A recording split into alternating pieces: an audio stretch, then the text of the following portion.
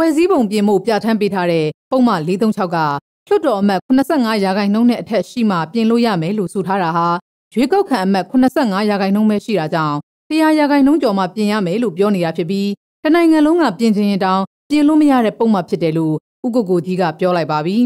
။အခုလိုပုံမှန်436ကိုပြင်ဆင်ဖို့ NLD နဲ့88မျိုးဆက်တွေစူးစမ်းနေတာဟာနိုင်ငံတော်နိုင်ငံသားနဲ့တပ်မတော်ရဲ့ဂုဏ်သိက္ခာကိုထိမ့်သိမ်းလိုသူတွေပါဝင်ကြရမှာဖြစ်ပြီးဒီအဖွဲ့နှစ်ဖွဲ့တည်းကလှုပ်ဆောင်နေတာမဟုတ်ဘူးလို့ဟင်္သာမြို့မှာမေလ25ရက်နေ့ကပြောဆိုခဲ့ပါတယ်။ဒီ436ပြင်ဆင်ရေးမှာ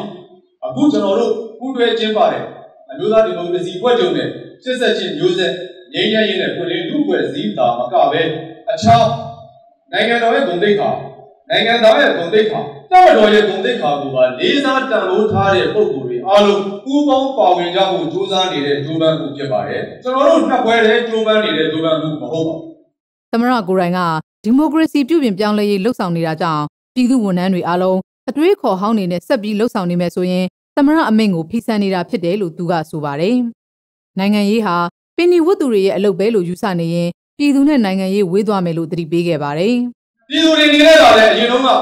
နိုင်ငံရေးဆိုရင်မစားကောင်းတဲ့အသီးလိုမျိုးကိုယ်နဲ့မဆိုင်တဲ့လိုမျိုး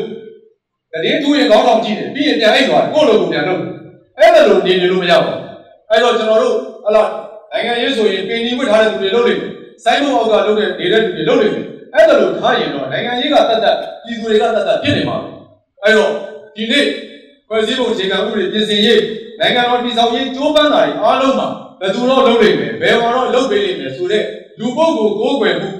သူရဲကောင်းကိုးကွယ်မှုညှော်လင့်ချက်များအစားခေါင်းဆောင်ဆိုတာငါတို့ကိုယ်တိုင်ဖြစ်တယ်ငါတို့တယောက်ချင်းကဥဆောင်ရမယ်ငါတို့တယောက်ချင်းရဲ့လက်တွေနဲ့နိုင်ငံတော်ကိုတည်ဆောက်ရမယ်ဆိုတဲ့စိတ်နေစိတ်ထားမျိုးနဲ့ဟောဒီပုံမှာ436ကိုပြင်ဆင်ရမှာအားလုံးပူးပေါင်းဆောင်ရွက်ကြဖို့လည်းနှိုးဆော်တိုက်တွန်းပါတယ်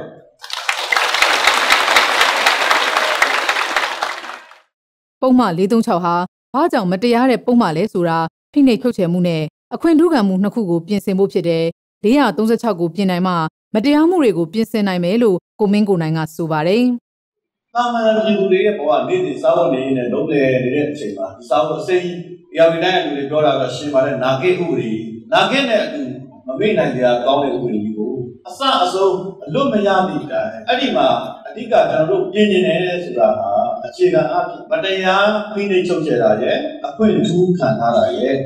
ဒီတစ်ချက်အဲ့ဒါတွေကိုတန်းစီပြီးရေးမယ်ဆိုရင်အခုပြောလဲမဆုံးနိုင်ဆိုတော့ဒါတွေကိုပြင်ဖို့ကိုပဲ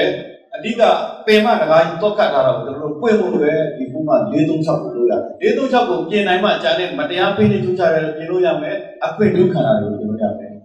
ဟင်္သာမြို့ဟုံဆန်စီပြုတ်ပုံကျောင်းမှာကျင်းပတဲ့ပုံမှန်436ပြင်ဆင်ရေးကိုအမျိုးသားဒီမိုကရေစီအဖွဲ့ချုပ်ကဦးတင်ဦးဒေါက်တာမျိုးညွန့်တို့လည်းတက်ရောက်ခဲ့ပြီးထောက်ခံသူ1000ကျော်တက်ရောက်နားထောင်ခဲ့ပါတယ်